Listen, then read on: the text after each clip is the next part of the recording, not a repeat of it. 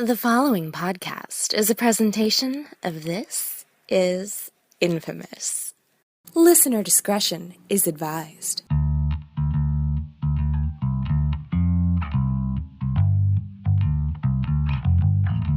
Welcome to the Lifted Embargo. I'm your host, Billy Donnelly, who you can find at joeblow.com. This is Infamous, and well, right here at the Lifted Embargo. And what this show is about is we review movies. Lifted Embargo is basically a term within the film critic circles regarding the lifting of an embargo, the time that we have been clearanced to finally unleash our reviews onto the world and talk about the films that we see. And this week, we have one film on the docket to talk about the latest film hitting the your local neighborhood nearby movie theaters. Now, granted, there are a couple of other films that will be hitting the theaters this weekend. Now You See Me Too, as well as Warcraft. However, due to scheduling conflicts and time constraints between when the studio has scheduled screenings of those films and the fact that I got to get the hell out of Dodge and go to a pair of weddings, those two films will not be talked about on this particular show. So if you want to go out of your way and find reviews of those movies, I'm sure that there is a wealth of them out there on the internet. But for today, for this particular show, there is one film we'll be talking about. It is The Conjuring 2. And joining me this week to talk about that film, you can find his work at comingsoon.net, as well as follow him on Twitter at Max Evry. Max Evry joins me here today on the show. So Max, thank you very much, man, for taking the time to do this. Well, it's my pleasure, sir. And a lot of people don't know this about me, but I'm a firm believer that ghost busting is a sacred bond between a man and a woman and should only be practiced within the bonds of matrimony. So I really like this movie.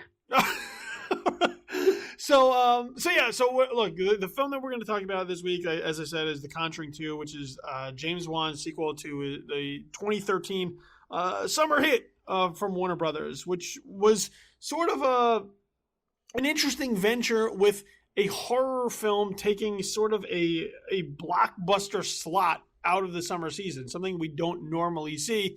And this sort of broke new ground when 2013, when that film hit, as a result of being something sort of different in the landscape, raked in a ton of money. And then, of course, everybody wanted to go back to the well again. So we'll get into the film in just a few moments. But before we get started, to sort of let everybody know who you are, as every single week, what we like to do is we like to bring in sort of a rotating crop of critics and film writers in order to bring a fresh perspective, a different point of view into the conversation to go along with my own, which is sort of, I guess, the cement point of the show. Let everybody know, I guess, sort of how you got into writing about film, talking about film, how long you've been at this, sort of, I guess, run down your resume so that they know we didn't just pull you off the street and stick a microphone in front of your face. Well, I guess I started this like a lot of critics do as a scam to get to go see free movies. I started in DC, and then I weirdly just like kind of cold wrote into a bunch of different sites, and Coming Soon happened to bite, and this was about 10 years ago, and I've been writing on and off for them ever since. I started full-time back in 2014, and now I'm the associate editor. And I also occasionally write for Shock to Drop and Superhero Hype, our sister sites. And I've in the past I've written for MTV, Latino Review, Black Film, pretty much any ethnicity except mine. Yeah. Well, all right then. See, so there's the who is Max Evry question answered for all of you. So now you know. So with that said, let's get right into the lone film we'll be discussing this week, which is The Conjuring 2. As I mentioned earlier, this is the sequel to The Conjuring from 2013. James Wan back in the director's chair again, with Patrick Wilson and Vera Farmiga once again reprising their roles as paranormal investigators Ed and Lorraine Warren. This time, they have to go across the pond to England, Enfield to be perfectly exact, to examine the events, the happenings that seem to be taking place inside a council house that is inhabited by a family of 4 kids and a single mother. And as things start to escalate, it is the Warrens who are called in to take a look and see whether or not this is legitimate, and then try to help resolve the situation in the house so that maybe this family can one day find some peace. And maybe, just maybe, get a Scooby snack. So there you go. That's about the synopsis, as baseline as I could possibly lay it out for you. So Max, The Conjuring 2, you already mentioned you're a fan of it. Let's get into why. Why is it that The Conjuring 2 played so well for you? Well, I saw it a while ago. I saw it about a month ago, and to be honest, like I think a big thing with this movie. Well, first of all, Billy, are you a believer? Like, do you believe in ghosts and spirits or any of that stuff? I do. You do. I look. I don't know that it doesn't exist. And I'm one of those people that, especially the unknown, be it aliens or supernatural, I tend not to fuck with those things because I don't know.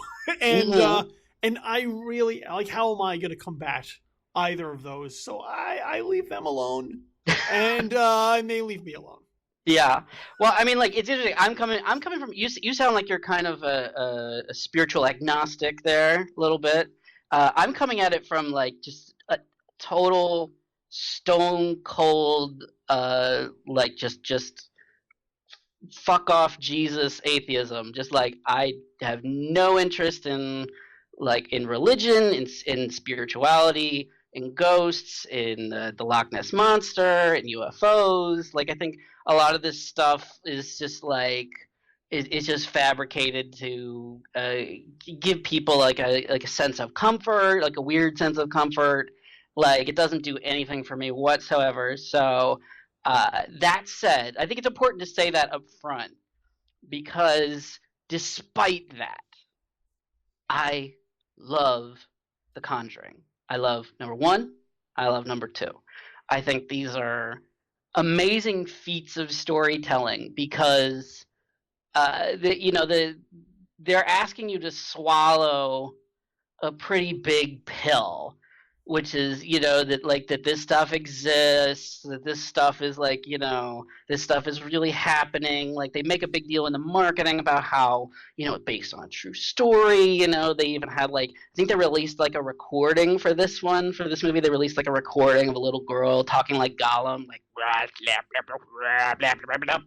and I don't believe in any of it. But when I'm in the movie, when James Wan sucks you in, and the chemistry between these 2 lead characters, between Ed and Lorraine Warren, is played by Patrick Wilson and Vera Farmiga. I mean, they're incredible.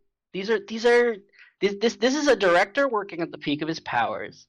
These are 2 actors having a ball with these roles, and you feel legitimately invested in them. You feel legitimately invested in the story, and it doesn't matter whether you believe in this stuff or not. Like, it's all about a really well told yarn, a really well told kind of campfire story, and and I think both these films do it really well. And I think there's always going to be a certain element of diminished returns in a sequel, in the sense that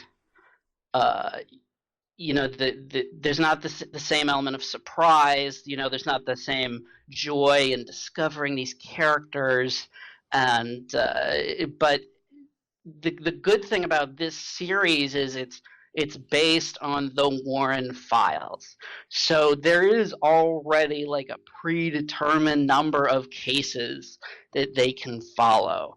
And so like so the episodic nature of it is inherent, and therefore it's not like this again. It's like, of course this again. This is their job. So it's like it's a really cool idea for not just a movie but for a series. And I think that the familiarity with the characters is something that aids this movie. It's not a negative. See, you are a unicorn, sir. In that I have what I have found.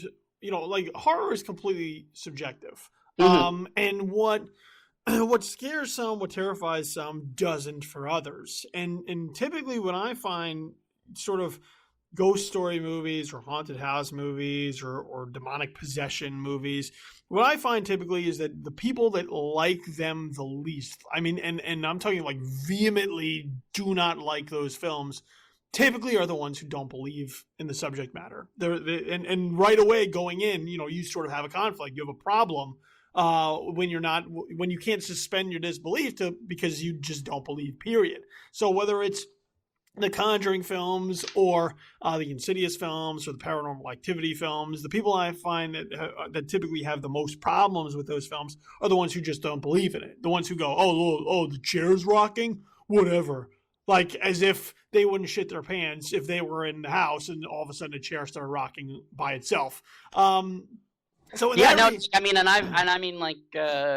I remember an incident a few years ago that actually got me dig deeper into being interested in this stuff, because I read a lot of personal accounts of ghost stories. I read a lot of horror fiction. Like I've written horror screenplays. I've written horror stories for Reddit, and it's something that deeply fascinates me. And it was kind of kicked off a few years ago when my wife and I were living in an apartment in Midtown, and we got our clothes back from the laundry, and they were like all stitched up. Like it was really weird. Like somebody had gone in and stitched the clothes, and it was like, and I'm sure we're pretty sure her psychotic roommate did it, but for a brief time, we were legitimately like, "This is fucking ghost, dude," and like, it. I think there's something to that mystery that we crave. We do crave that to a certain extent. I know I do, and it's fun to believe, and it's like I remember being really fascinated for a long time by the Do you know the story of Roanoke, Virginia? Yes. The colony that just disappeared mysteriously, and nobody knows what happened to them. And I remember I looked for books about it. I wanted to learn everything about Roanoke, about the mystery. And then I found a book, and it was just like, yeah, there was political reasons why England wanted to kind of starve the colony, and they wanted them to go away, and they were probably killed by Indians, and the end. It was like, oh, okay, I guess that's it. Yeah, I mean, it's just like, this is typically my sort of genre of horror. I like the films that deal much more in what they do to you psychologically than what you're seeing on the screen. So when you're dealing with sort of, haunted house movies or possession movies, while I think they've been done to death, especially the last few years, because of films like this that have been successful and everyone wants to sort of copy the formula, it's difficult to see something that piques your interest without feeling like they're just sort of regurgitating the same tricks. Like how many different ways can you exorcise a demon? How many different tricks can the ghost have where it doesn't kind of feel samey? So, so when I see films like this, as someone who does not want to go anywhere near a Ouija board or be involved in a seance, I don't even want to go on a ghost tour because what if there is something lurking there? I will just drop a deuce right there in the moment. So when I see these films, there are films that are done well and there are films that are not, that are just sort of going through the motions, being like, okay, let's do a levitation and maybe a head spinning, and we'll bend the body back, strangely, and that's how we'll get through it.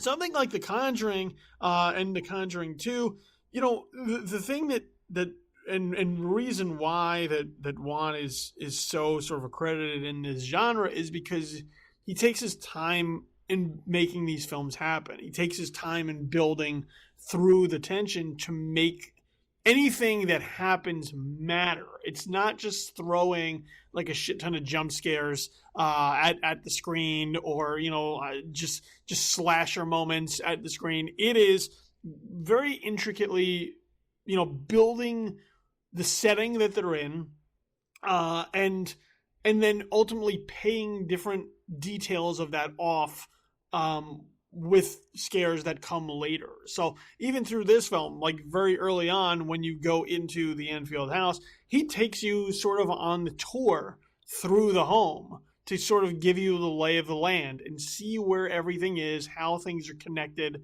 and give you almost a skyward blueprint looking down of how everything is just set up, so that when there's the creepy tent at the end of the hallway, you know that that's going to factor in. When you know that the kitchen is sort of off and isolated, you know that that's going to factor in. When you know the basement is dingy and dirty and all isolated by itself, you know that's going to factor in. And then on top of that, just the overall feel, the vibe that he gives you of where these things happen. The thing about the Enfield house is like, this is sort of a rundown place to begin with. So like the walls are kind of dirty. Everything's sort of falling apart. Things are in various states of disrepair. It has the feel of a haunted house to begin with. And with this film, he just takes every horror trick that he knows and he puts it up there. I mean, everything. He unloads the bag in The Conjuring 2. The Dutch tilts, the music, the low-angle shots, the creeping fog in the backyard. I mean, everything that he can use at his disposal, he uses. And while not all of it necessarily connects, I can't really fault a guy for emptying the bag of tricks on what could possibly be his horror swan song in order to try and get a reaction out of you time and time again. Yeah, I mean, and you forgot I think the most critical stylistic thing that Wan brings to the table, which is not cutting every 5 goddamn seconds. Like, he lets a shot linger. Like, he lets a scene play out. He blocks his scenes very meticulously, almost like in a Hitchcockian way, where to the point where like you're literally saying in your head like, this isn't scary, and then boom, like that's when it hits. Like, like it's like he knows exactly what he's doing. He's playing the audience like an instrument, and he's taking his sweet time because he knows he's got you. And it's like, that's what it means to be a confident filmmaker. It's not taking some music video douchebag, and forgive me if you're a music video douchebag and you're listening to this, but like, some D-bag, who drives a Hummer, comes in and like, he's just like, all right, we're going to cover it from 6 different angles. We'll figure out how to cut it later. It's like, no, that's not how you do suspense. That's not how you tell a story, really. Like, that's just laziness. And James Wan is, he's slowly revealing himself to be something of a master storyteller. And I think that the key to that is, that this is very much a throwback movie, not just in the sense that it's set in the 70s, but that it takes the cues from 70s filmmakers, like Tobe Hooper or like John Carpenter or, people of that ilk, like, like those, the people who really are going to give you the slow burn, who are going to let things happen, like a lot of horror movies kind of are paced like porns.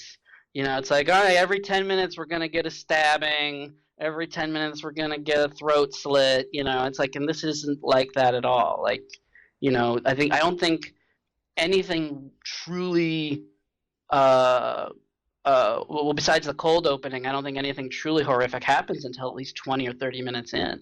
Well, that's typically works, I guess, within the formula of the haunted house movies though, and I think that's sort of what plays to his strengths and why he keeps sort of going back to that is, and it also feeds into like the complaints that people have with the genre, which is, oh well, nothing's happening, except not true. Everything's happening. It's just happening in a subtle fashion. It's a little bit by little bit by little bit as it escalates up until the bigger thing. You can't have the big thing happen in the first 10 minutes because where are you going to go from there? You have to start slow.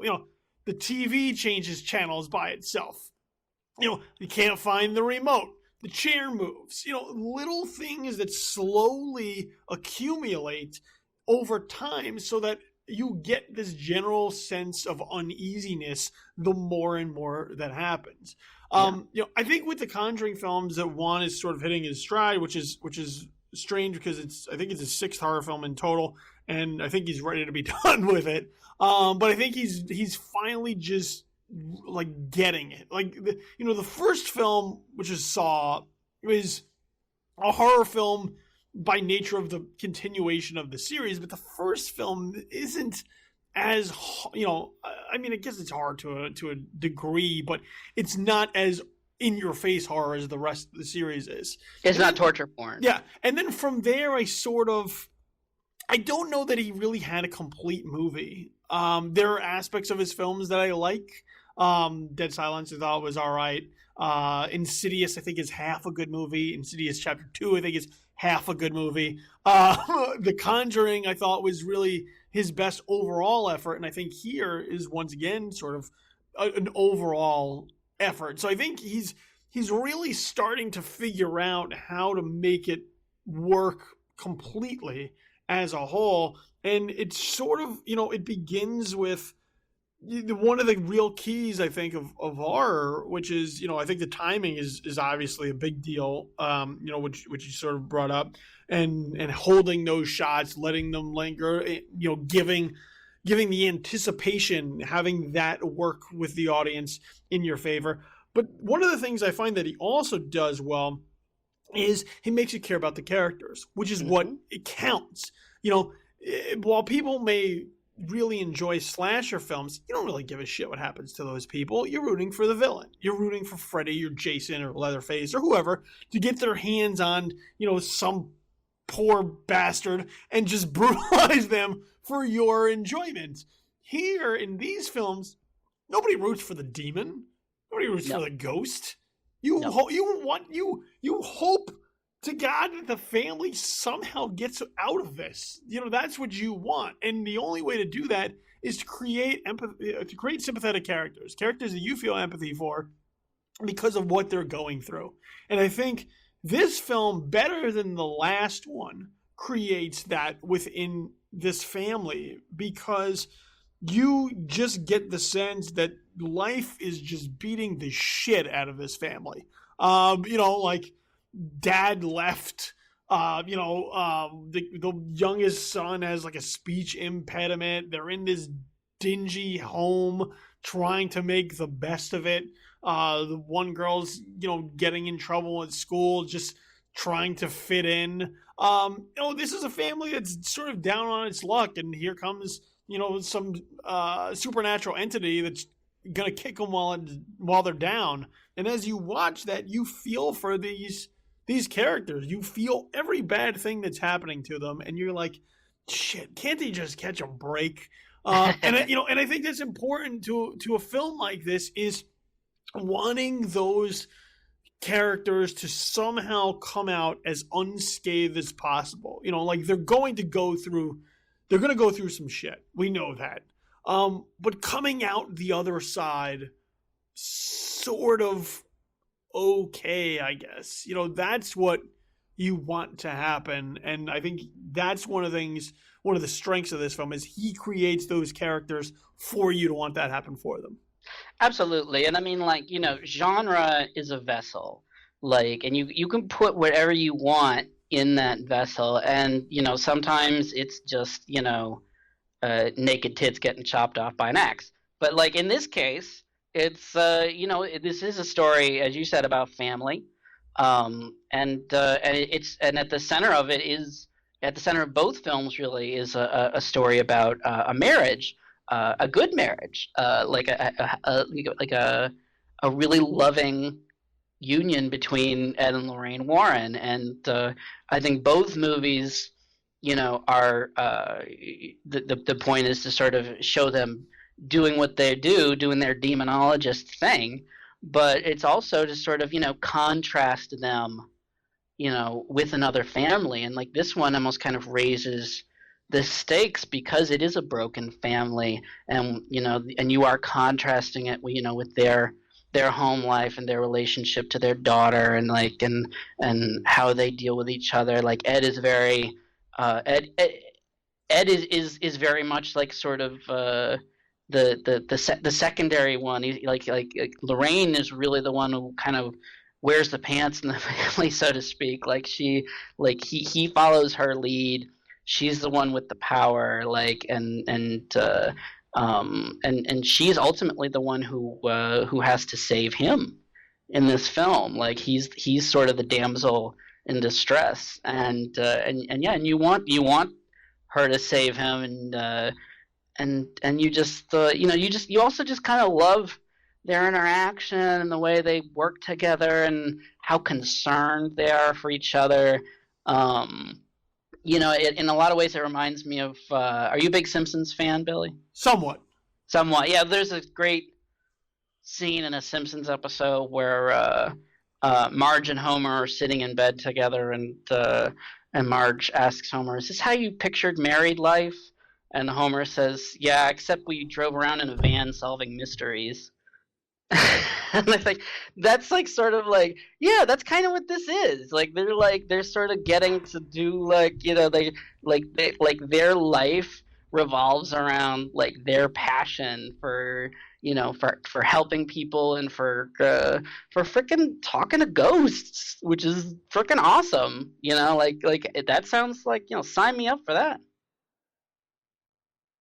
Yeah, I will disagree with you on one point, which is that I found the Warrens to be the least interesting of the film as far as the characters were concerned this time around. The first film obviously is built around them. They're really in the center of everything that's happening, and it's sort of establishing the world because they're the main central piece of it. With this film, I actually found that if you almost took them out of the film, I don't know that the film would suffer that much, because I think here particularly, they're mostly serving as a vehicle to get things moving to the next step, because otherwise you would just have these people in a house sort of being tortured by spirits. But here, I found the Hodgson family in England to be much more compelling to watch as far as everything that was happening. Now, and I think it's also because there's a little bit more meat on the story to what's happening to them. When you go back to the Warrens, you sort of just have this vision, this premonition that something bad could happen. Ed could die under the wrong circumstances, and as a result, they want to sort of stay away, take a break from what they've been doing. And after that, I was like, oh, okay. I was like, all right, well, just take a break. Just don't do it anymore. It's all right. Somebody else will fill the void. And from that, I didn't find them to be as interesting as they were the last time. Granted, there is still that loving relationship there when they are on screen together, sort of interacting. I don't think it takes anything away from the film. I just found them to sort of be less strong a presence in this film than the last film. And that's not necessarily a bad thing, because the film is trying not to do the exact same thing as the previous one. It's trying to sort of pivot and shift focus a little bit towards this other family. I just found it interesting that the Warrens were sort of just a secondary complementary piece to the film than they were the first time around.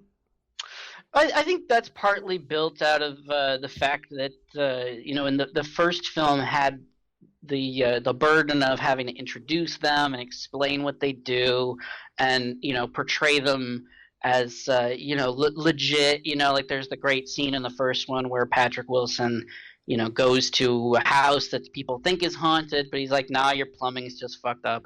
And so it's like, oh, okay, I get it. They're like credible paranormal investigators, and like, and uh, yeah, and you see a little bit more of their sort of relationship with their daughter and stuff in the first one.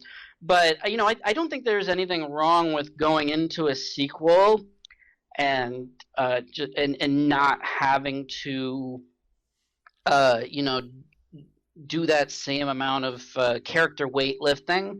I think there is a certain familiarity that you already have, like, and what he does this time around is he builds on that relationship. Like and he does it through their interaction with the family. Like, there's no scene where like Ed and Lorraine are talking to each other about their past relationship and how they met and all that. They're talking to the characters, and and there's a sort of a dual purpose to that. Like, they're trying to Lorraine is trying to instill in this little girl that, like, that it's okay to be different, that like there are good people out there. This is a little girl whose father has left her, and so she's almost trying to like reinstill her faith in men, and then like in all this stuff. There's a lot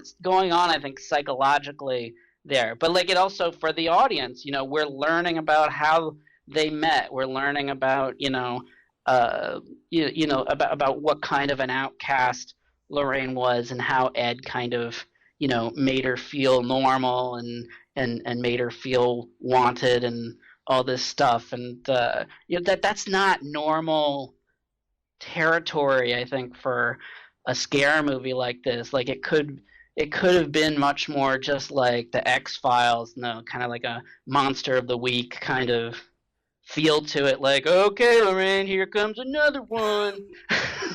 I'm getting too old for this shit.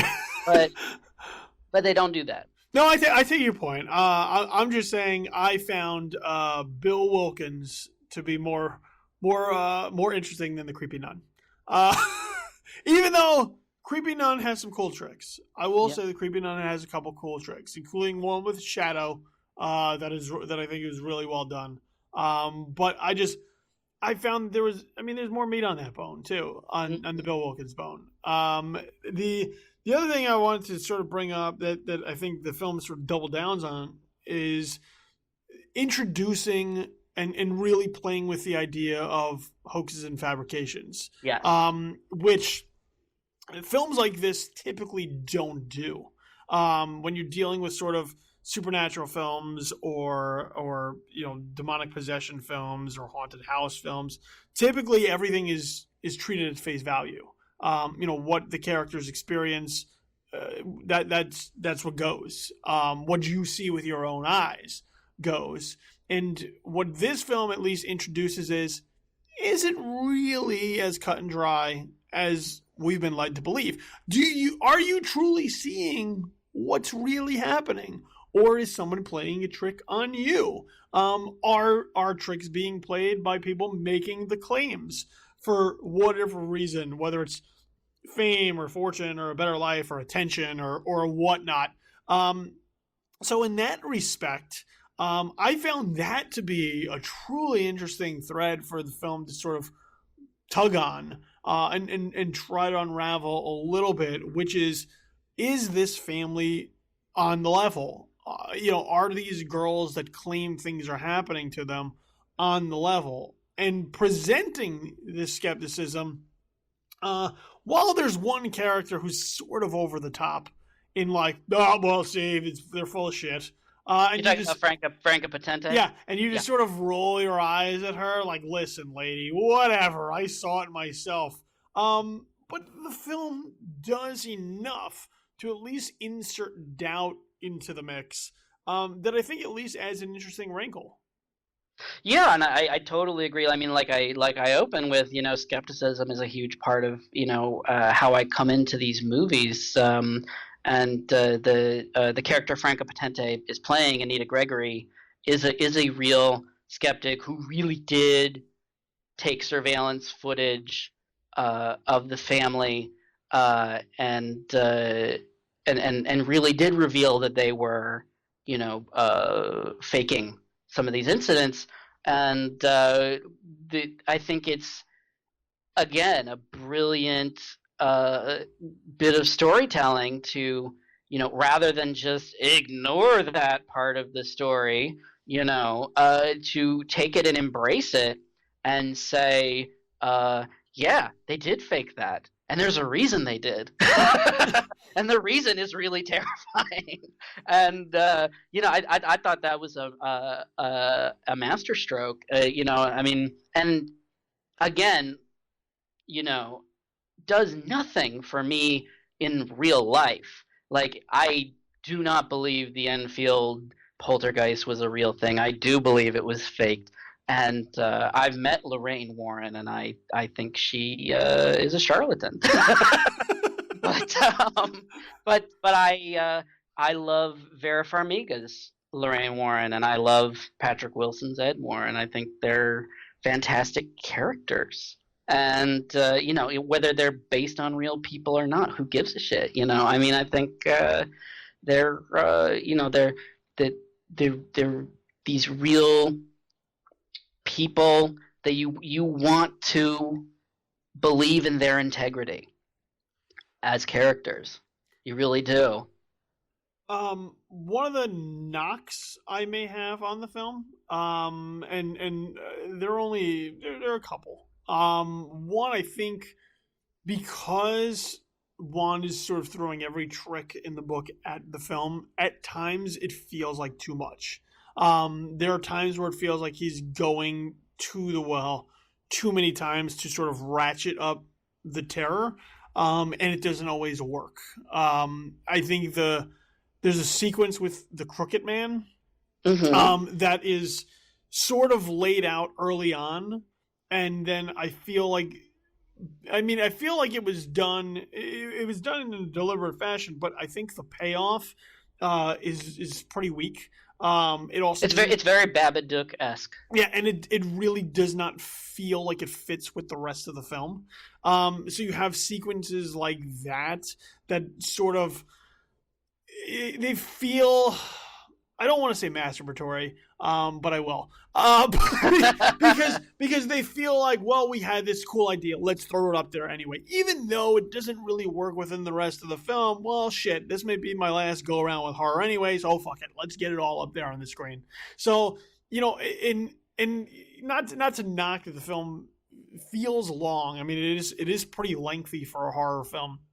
But I think in some of those respects, if you were to trim out some of that fat, I think you would have a tighter film that might play a little better. And look, it's just a knock. It's a thing here, it's a thing there, a couple of scares that I don't think quite work as well as they would like them to. So you have situations like that. But then again, at the same time, you open the film with the Amityville Horror, which is, with Enfield, is supposed to be sort of like England's Amityville. So you draw that connection by adding extra things, but then at the same time, I think there's some things you gotta take out. I think there's somebody should have been in James Wan's ear just like, maybe we take that one out.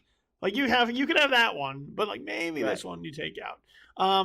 Well, Amityville in this one is almost like how Indiana Jones or James Bond always have like the opening sequence that's almost like unrelated to the rest of the movie, but it's just like, let's get this going, man. And and I mean, like, I think too, I think it's smart the way they did it, because they actually attempt to draw a direct connection between Amityville and Enfield, which, because why everybody not? knows. Well, yeah, I mean, everybody why not? knows They're both fucking fake. So let's connect them. Why not?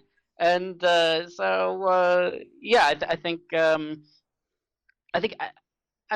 agree with you about that Babadook scene. Like, that was like, whatever. And it looks terrible. Like, it just doesn't. Everything else feels authentic, feels genuine.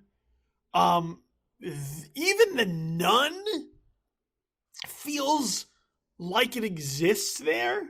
Mm-hmm. The Crooked Man does not. I mean, it feels almost Tim Burton-y. Yeah. To like insert into the like, it feels like something like you took out of like Beetlejuice and like plucked it in here, and like it just doesn't fit with like the feel that the rest of the film has. Yeah, but that said, it's only maybe about 5 minutes out of a 134-minute movie. 5 minutes too long, I said. And I mean, yeah, and you almost probably could have just excised it and like nobody would notice. But I mean, I think it's good to mention the runtime because, like, yeah, this is a movie. It's over 2 hours long. It's pretty epic, and I don't think you. I mean, did you feel the length? Did you feel like you were getting antsy? I didn't really feel it because I think the film flows pretty well. And look, a 2+ hour horror film is a pretty tall task to pull off. Usually you're looking at like 90 minutes. You get to like 100 minutes, even then, like you're really pushing your luck. For him to do 2+ hours and make it work, that's pretty skillful.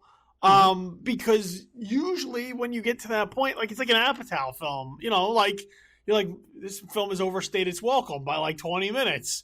But here he makes it work. Now, I think that's one of the other knocks I can sort of bring up that I had with the film.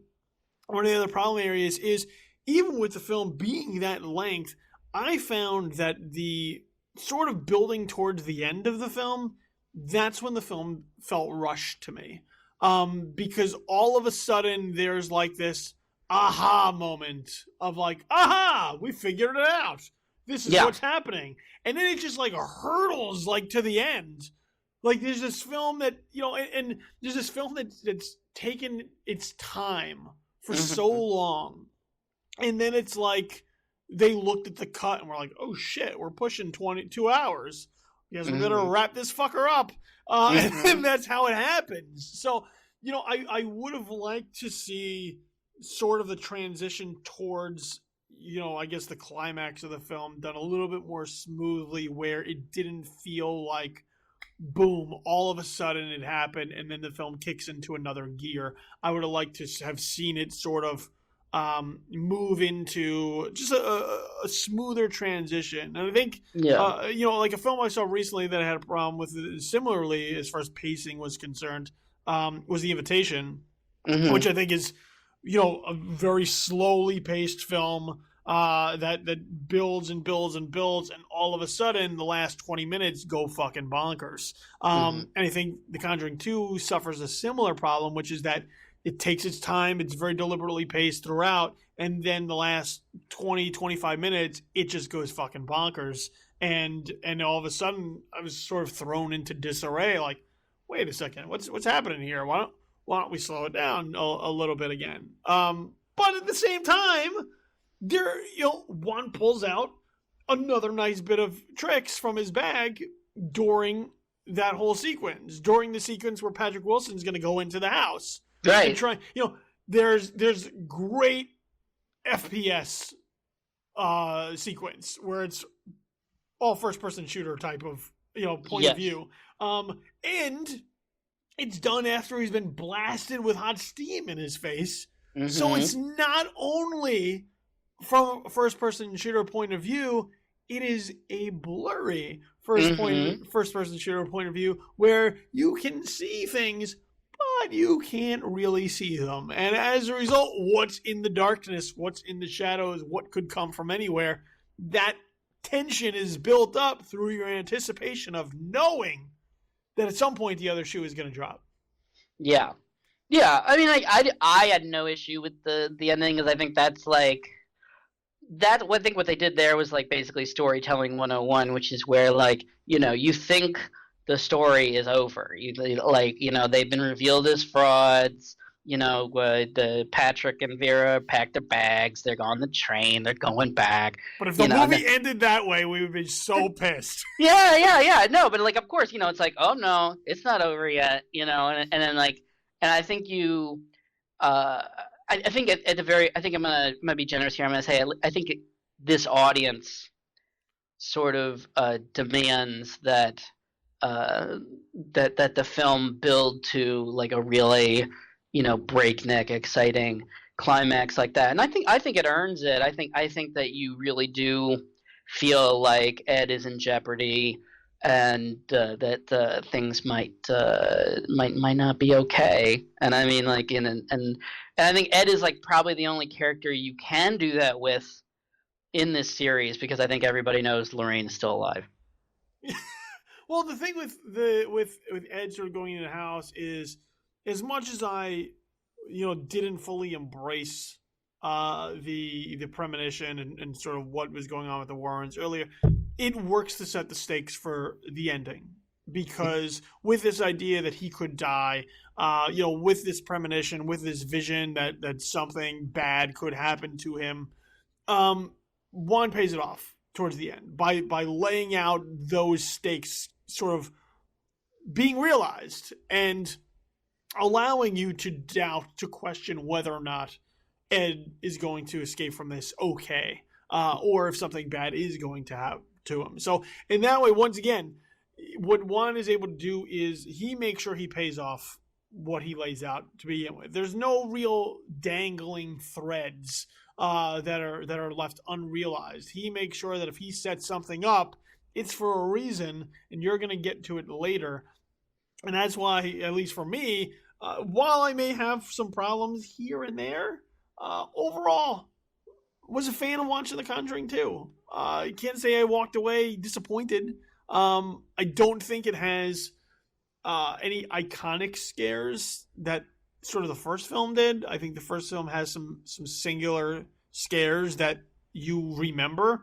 I don't know that this film does that, but I think overall, I think Juan did more with this film than he did with the last one. Yeah, I mean, I think there's a lot more going on in this movie emotionally than there was in the other one too. I think that, and again, like I think they're building on these characters. I love these characters. I want to see. I'll see 7 more of these movies. You know what I mean? I think I mean, I remember talking to Lorraine when the first one came out, and I asked her specifically, like, if there's sequels, which of your cases would you think would make good movies? And she mentioned this one, and she also mentioned one in Japan where she and Ed traveled to Japan, and there was some freaky ghost activity, and she was, with no knowledge of Japanese, was somehow able to communicate with the ghost. And I'm like, I'll see that shit. Yeah, I think can I book through Fandango right now? I mean, I think the culture shift works because it gives you something different. If it was just another house, another American family that you're sort of dealing with, like we see that all the time. Going somewhere else, sort of taking them out of their element, I guess. Dealing with another culture and how the culture sort of evolves around it. And here it very much is involved because this is an event that sort of plays out through the media in a number of ways.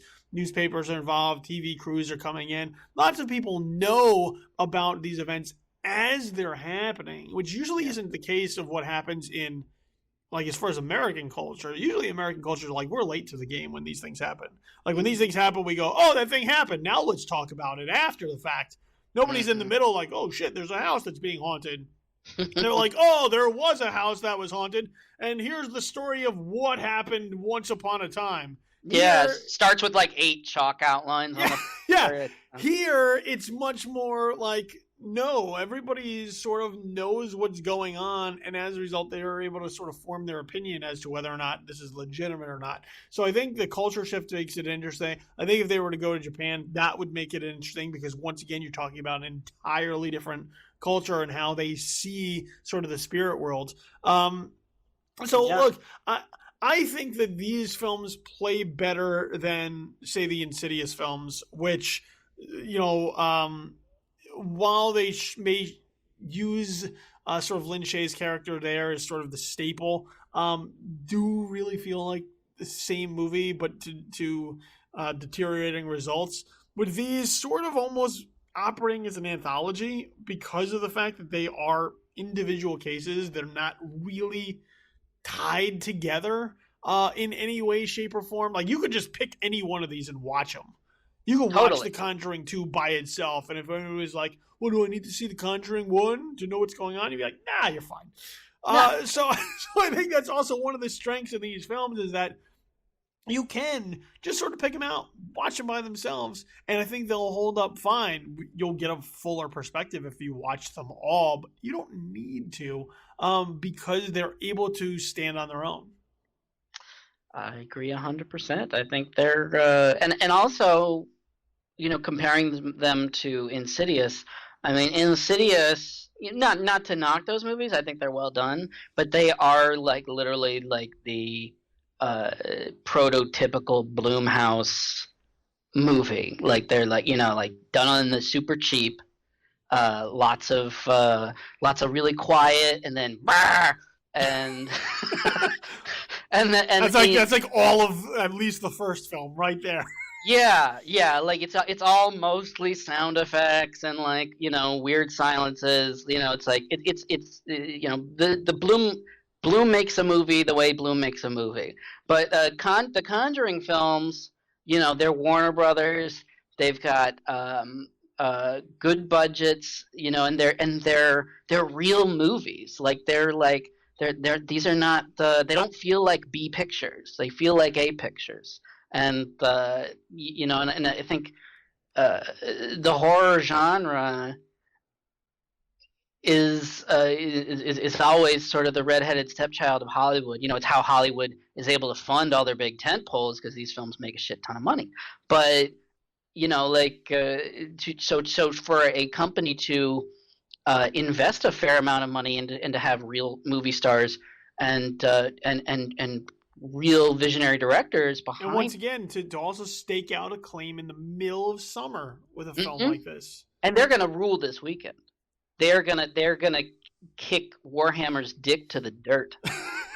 It is not even going to be close. It is going to be embarrassing how more money they're going to make. I mean, the thing about it, and I mentioned it sort of at the top of the show, is the reason that a film like this works at the time that it's put out is that it's because it's so different than anything else that's out there. Mm-hmm. This isn't a big, ginormous, big budget, blockbuster, just melt your face with visual effects movie. This is something a little bit more subtle, and people periodically, I think more often than they're given credit for, want something different. It's like, the way I always equate it is like if you go to a restaurant, sure, you could eat the same thing all the time, but eventually you're going to tire of it. If you're just eating like chicken fingers like your whole life and all you know is chicken fingers, at some point chicken fingers are going to be pretty fucking bland. And you go, I think I'll have some shrimp maybe, or a burger, just something to change it up a little bit. And then when you have it, escargot? What is that? That sounds delicious. And when you pop it in your mouth, it's like an explosion of flavor. The Conjuring, God, it's like eating a stick of butter with each one. The Conjuring is just an explosion of flavor in the blandness of what has become the summer movie season. When they're all blockbusters in your mouth, do it. Yeah. Look, when they're all blockbusters, then are they really blockbusters? You know what I mean? Like, it can only really be a blockbuster if it comes out of nowhere and blows you away. When they all are supposed to come out of nowhere and blow you away, they don't really do that. So that put that shit as you're on the poster. The Conjuring 2, an explosion of flavor in your mouth. Right there. So look, to recap, both myself and Mags pretty high on The Conjuring 2. I got a couple issues here and there, but overall did not detract from my enjoyment of the film. And Max, being a unicorn he is, a non-believer in the supernatural, the spirit world, anything otherworldly out there as far as ghosts, demons, unicorns, whatever. Oprah. Yeah. Even them still managed to be sucked in to The Conjuring too. So let that speak volumes about what a fantastic film this is. And once again, 2 other films coming out this week that for scheduling purposes, we were not able to see and talk about in time for this particular podcast. So look, if you're interested in seeing Warcraft or Now You See Me Too, by all means, go right ahead and always see what it is that you want to see. Just know that we did not have a chance to discuss them here on this show, but there are a wealth of reviews out there for you to sort of confer with if you're looking for them to educate your opinion as far as whether or not you check them out. I'd like to mention that this week, to tie into the release of The Conjuring 2, I've written a feature for my site, comingsoon.net, the 10 best horror movies.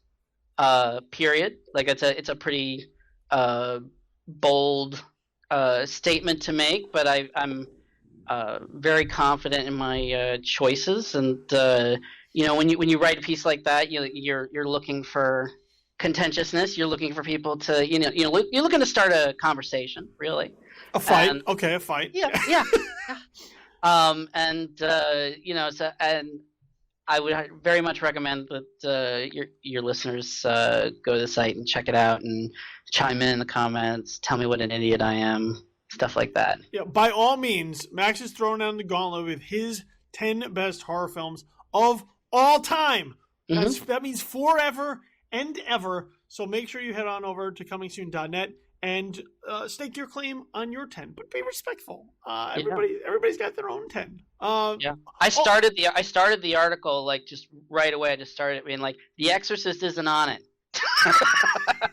And of course, and like I said that, then somebody flipped the table. And I was drawing a line in the sand. But like even having said that and explained why I didn't put it on, I still got 100 people saying, of course, The Exorcist isn't on this. This is bullshit. Yeah, Fuck this you. whole list is. I didn't even read this list, but I know it's bullshit right now because I disagree with one point that you have made. Therefore, any other point that you may make between now and all of the future, including that the Earth is round, is clearly incorrect, invalid, and cannot be taken seriously. Yes, and I apologize deeply, sincerely. Because that's the way the internet works. So go read Max's column up on comingsoon.net, 10 greatest horror movies of all time. And while you're at it, ponder my list of question, which is top 5 personal songs from Hamilton. there you go. That's what's perturbing my audience right now. Bravo. Yeah, because you only get 5. You don't get 6. You don't get 5A and B. There's no ties. 5 songs. Your personal top 5 from Hamilton. This list should have at least been the 30 best songs from Hamilton. You figure it out. All right, Max, before I let you go, man, let everybody know where it is they can find you out there on the interwebs. Well, you can find me on Twitter at MaxEvry. You can find me every day at comingsoon.net, where I do all the news and lots of features and interviews and set visits and good stuff like that. You can also occasionally find me, you horror fans, you horror hounds, you blood-soaked fiends. You can find me at shocktillyoudrop.com, where we got some great stuff going on. Our editor, Chris Alexander, formerly of Fangoria, has been doing great stuff with the site. It's become very eclectic. Lots of esoterica. Lots of fun stuff from the 60s and 70s and 80s. So if you're a true blue horror fan, you should definitely be reading Shock Till You Drop. All right, there you go. Look, and make sure you follow all of our social media as well. Hit us up on Twitter at TisInfamous. That's TIS Infamous, which is the official Twitter of the mothership. This is Infamous, which is back online. So make sure you hit us up there. All the podcasts get posted there as we release them. So once again, at TisInfamous, which is the official Twitter handle of thisisinfamous.com. You could also follow me at Infamous Kid. That's KIDD, 2 Ds at the end for all my random ramblings and musings, my stream of consciousness as I put it out there into the world. It all goes on my Twitter at @InfamousKid. Over on Facebook, fight through those terrible, awful, just horrendous Facebook algorithms. But like our pages there anyway. Facebook.com/TizInfamous and Facebook.com/BullyTheKid for all the random discussion threads that we throw up, all the content and notifications that go up there as well, including, once again, personal top 5 from Hamilton. So make sure you follow those pages, like them, and contribute to them. It's Facebook.com/TizInfamous as well as Facebook.com/BullyTheKid. Podcast can be found at SoundCloud.com. That's SoundCloud.com/TizInfamous. Or just get the app. That's the easiest way to go. I mean, if you're on the web, SoundCloud.com/TizInfamous will do the trick for you. But just get the app. Get it on your phone. Get it on your tablet. SoundCloud app. This way, once you set up your subscription, you can take the show on the go with you wherever you go. So every show we do, every podcast, every single episode, on your phone or your tablet, whenever you want. So if you're in the shower, you're laying in bed, you're sitting on the toilet, whatever, pull it up. You can listen to me and Max talk about the Conjuring 2 till your heart's content. So once again, SoundCloud.com/TizInfamous or the SoundCloud app on your phone or your tablet. You can follow me on a regular basis, read all my work daily. That's Monday through Friday. I'm off Saturday and Sunday. At JoeBlow.com. Once again, this is Infamous.com, which is back up and running. So any interviews, reviews, all that stuff goes up there as well. So follow that as well. And the podcast, The Lifted Embargo, as we do all the time, reviewing the latest movies that are hitting your theater on any given weekend. Next week, I'm going to be off. So the show's going on a break for a week. You're going to have to find somebody else to talk about Central Intelligence and Finding Dory. I'm sorry. I got weddings to attend. But in 2 weeks, I'll be back. I believe that's Independence Day Resurgence. So I'll have a new critic joining me to talk about aliens once again destroying landmarks throughout the summer season, because I guess that's what we do here. Look, have yourself a nice break from me. I'll, I guess, be having a nice break from you. In the meantime, this has been The Lifted Embargo. I've been your host, Billy Donnelly. I want to thank my guest, Max Evry. Have yourself a pleasant, immediate future. I'm out for now. Peace.